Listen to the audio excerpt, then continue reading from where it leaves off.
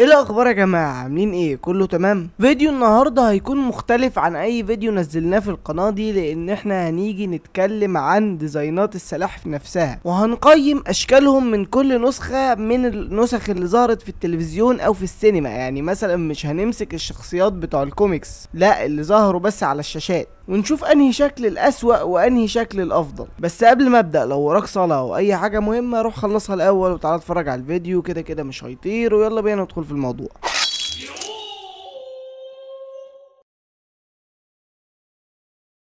اول نسخة معانا هي من المسلسل الاول لسلاحف النينجا سنة 1987. الديزاينات دي تعتبر ايقونية بشكل كبير جدا، قريبة للنسخة بتاعت الكوميكس في الشكل لكن بلمسة طفولية، وبرضه هي النسخة اللي ادت السلاحف الالوان بتاعتها. مفيش كلام كتير يتقال عليهم، واكيد كلهم يدخلوا القايمة بتاعت عظمة لان كلهم نفس الشكل، فمش هنمسك كل واحد ونقول ايه الميزة وايه العيب فيه. يعني جدير بالذكر ان هم غيروا شكل السلاحف في اخر جزئين بحيث يكون دارك اكتر، عشان وقتها كان انتشر بقى مسلسل بتاع باتمان والحاجات اللي هي العميقة شوية، لكن كان ديزاين وحش بصراحة ونحطه في تقييم سيء. تاني نسخة معانا هو شكل السلاحف من فيلم اللايف اكشن بتاع سنة 90، واللي بصراحة مميز جدا الشكل بتاعهم هنا. البدل اصلا كانت صعبة جدا على الممثلين بتوعها، لكن شكلها جامد وتعتبر ايقونية، وبرضه فيها شبه من بتاعة الكرتون وبتاعة الميراج، وده المهم. يعني هي زي ما يكون خليط بين الاتنين. تاني كلهم نفس الشكل، فكلهم هيتحطوا في مكان عظمة برضه. وكان ليهم نسخة اسوأ معمولة للفيلم التالت، كان شكلها وحش جدا. هم اصلا كانوا غيروا الاستوديو في الجزء الثالث، فكان في مشاكل كتيره ومنها الديزاينات الوحشه قوي دي، فبصراحه هيتحط في تقييم سيء. ندخل بقى على نسخه السلاحف الرائعه بتاعه 2003، واللي كانت جامده جدا واقرب ما يكون للكوميكس، بس في الديزاينات مش شبهه قوي. كانوا عاملين السلاحف معضله الى حد ما، ودي حاجه كويسه بالمناسبه، والديزاين ايقوني برضه فممكن يتحط في مكان عظمه عادي كده. وبعد كده كان عندك الديزاين بتاع الموسم السادس اللي هو فاست فورورد، واللي هو ما نجحش قوي بصراحه، والديزاينات كانت اضعف من الاول، فممكن نحطها في مكان عادي. وبرضه السلاحف كلها نفس الشكل، فمفيش اختلاف كبير يعني. بعد كده بقى الشكل بتاع الموسم السابع اللي هو بتاع باك تو ذا سورز، وبصراحه الشكل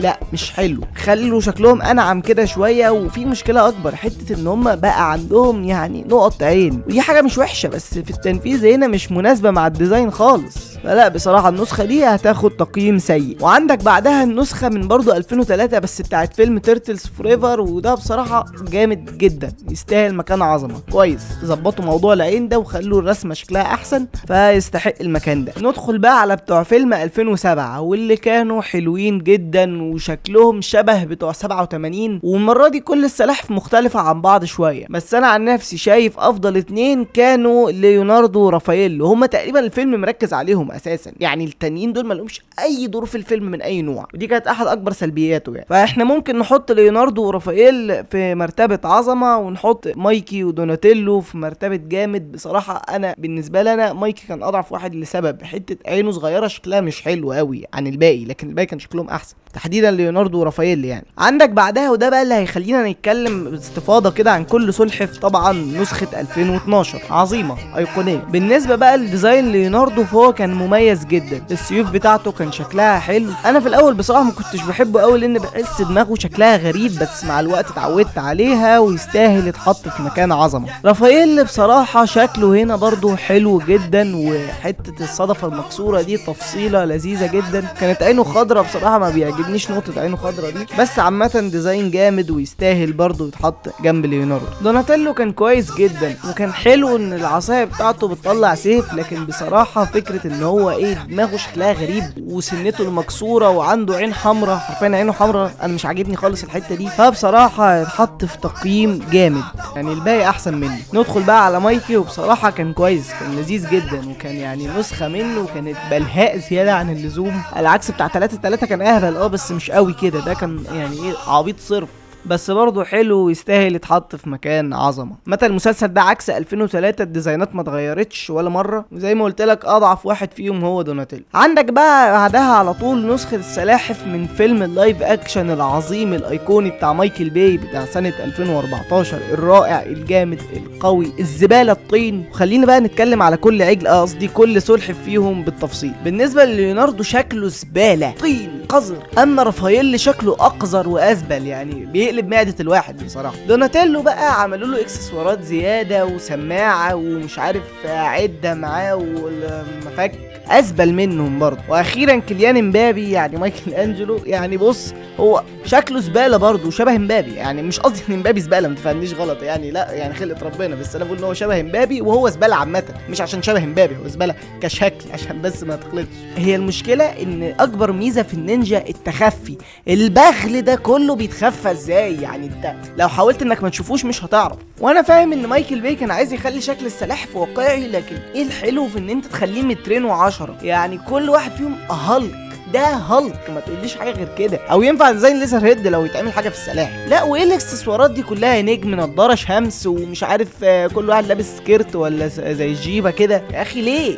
وليه عاملينهم طوال قوي كده؟ يعني ما كانش ينفع تخليه 160 150؟ اصل اغلب السلاحف اصلا بتبقى متر ونص، متر 60، ده الطبيعي. حتى بتوع 3 اللي هم كانوا معضلين جدا كانوا قصيرين برضو، مقارنه مثلا بابريل او كيسي لما يقفوا جنبهم بيبان ان هم قصيرين. فانا بكره النسخه دي، وان شاء الله ناوي اعمل فيديو عن يعني تفاصيل بقى الباي فيرس زي ما بيقولوا، او اللي هو النسخه بتاعت مايكل باي الفيلمين. اكيد ما رشحلكش تشوف اي واحد منهم، بس ممكن تشوف الفيديو اللي هنعمله عنه لما ينزل ان شاء الله. فاكيد مش محتاج اقول لك ان كل دول زباله، يعني الفئه دي معموله عشاني. بعد كده عندك النسخه بتاعت رايز، واللي بصراحه انا مش فان ليها، رغم ان كان فيها حاجات كويسه، يعني اخر حلقتين كان فيها احداث لطيفه يعني، بس ما كانتش الاقوى بصراحه، كان فيها تخاريف كتير. بس عامه ديزاين ليوناردو هو اسوأ ليوناردو، يعني طبعا بعد بتاع اللايف اكشن، يعني كان نسخه وحشه قوي من ليوناردو، وكان كده ايه مش على بعضه. فبصراحه ليوناردو ده سيء. ندخل على دوناتيلو، بصراحه شكله وحش، يعني بالعدسه اللي فوقيه وكده مش عاجبني شكله خالص بصراحه، فده هيتحط في مكان زباله. رافائيل واللي بالمناسبه كان هو القائد في المسلسل، ودي حاجه انا مش فاهم هم عملوها لحد دلوقتي ليه، بس كانوا بيحاولوا يعني يغيروا ويجددوا، بس برضه تغيير كان غير مرحب بيه. وفكره ان رافائيل كان قد الثلاجه دي عامله مشكله كبيره، فبرضه هيتحط زباله جنب دوناتيلو. بالنسبه بقى لمايكل انجلو، وهو بصراحه كشكل هو احسن واحد فيهم في الاربعه، يعني كان لطيف وبسيط وما كانش يعني مميز قوي، بس برضه ما كانش حلو او جامد او ايا كان، فممكن يتحط في مكان عادي. برضه مستني رايك في النقطه دي. ندخل بقى على النسخه بتاعت فيلم باتمان ضد سلاحف النينجا. بالنسبه لليوناردو فهو كان كويس، بس برضه ما كانش يعني خطير،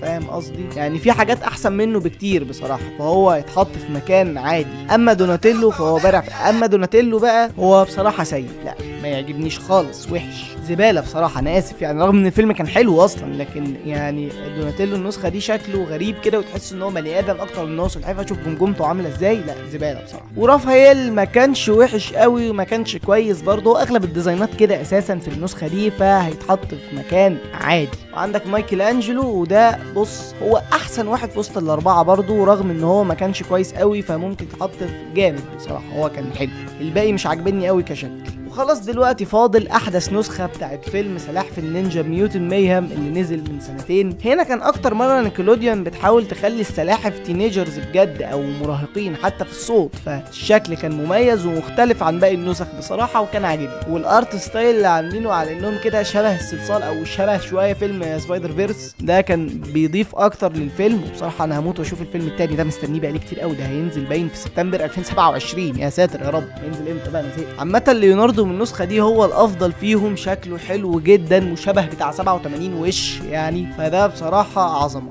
دوناتيلو بغض النظر عن النضاره فهو شكله كويس برضو، حتى النضاره مش عامله مشكله كبيره، لكن ما كانش ليها لازمه قوي، بس مخلياه يعني مش وحش، هو كويس جدا، فممكن يتحط في مكان جامد. رافائيل بقى كان حلو، وكان عامل الدراج زيه زي بتاع 2014، الدراج اللي هي لو ما تعرفهاش اللي هي الرابطه بس مغطيه دماغه، مش بس كده زي الباقي، بس حلو برضو يستاهل يتحط في مكان عظمه. مايكل انجلو بصراحه ما كانش عاجبني ان هو دماغه مبططه قوي، فاهم قصدي؟ شكلها مش مناسب، فهيتحط في مكان جامد، بس الديزاينات بتاعته حلوه برضو الفيلم ده. ندخل بقى على اخر حاجه معانا في الفيديو، وهي شكلهم من المسلسل اللي كان معمول لبتوع ميوتن ميهم اللي هو تيلز اوف ذا تي ام ان تي. عندك ليوناردو بصراحه جامد قوي، يعني شكله في المسلسل معرفش تحس ان هو حلو جدا زي ما يكون زيه بتاع الفيلم تقريبا، رغم ان ده 2 دي وده 3 دي، لكن شكله حلو قوي برضو. كذلك الامر مع دوناتيلو، بقى عظمه الصراحه، شكله في ال 2 دي احلى من 3 دي. كذلك الامر مع رافائيل، ومايكل انجلو برضو هو الاضعف فيهم، بس برضو شكله احسن احسن من التاني، بس عامه مش وحش خالص، كويس جدا. مثلا الواحد مستني قوي الفيلم التاني ده، رب ينزل بس. وممكن نبقى نعمل لكم فيديو عن ملخص ميوتن ميهم اكيد ان شاء الله في الخطط يعني، لانه كان فيلم حلو جدا. بس دي التقييم بتاعي لكل اشكال السلاحف. قول لي انت رايك، وهسيب لك في الوصف طبعا التير ليست دي، انت خش قيم براحتك زي ما انت عايز، وقول لي في التعليقات، واعمل ايه شير كده من جوه، وابعت اللينكات ونشوف بقى مع بعض التقييمات، ونشوف مين يعني شايف ايه. وقلنا نعمل فيديو ده حاجه مختلفه كده. وشكرا لو كملت الفيديو لحد هنا، وبس سلام. هم 4 سلاحف وأبطال يحاربون شر ليل نهار، ينقذوننا من الأشرار، يأكلون البيتزا باستمرار. مهما كانت التحديات لن توقفهم المشكلات، سيفعلون ما بالإمكان ليقضوا على الشر في كل مكان.